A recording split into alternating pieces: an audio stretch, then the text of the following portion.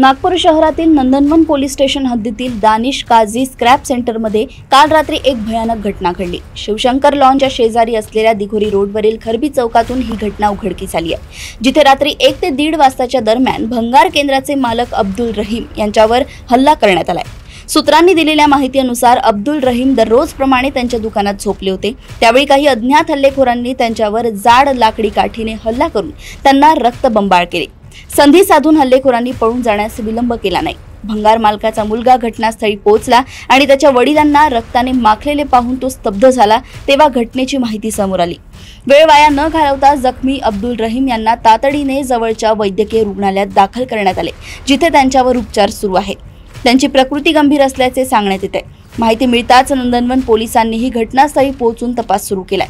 पोलिसांनी अज्ञात हल्लेखोरांविरुद्ध गुन्हा दाखल केलाय आणि परिसरात शोध मोहीम सुरू करण्यात आली आहे। हल्ल्यामागील कारण काय होतं हे अद्याप स्पष्ट झालं नाही।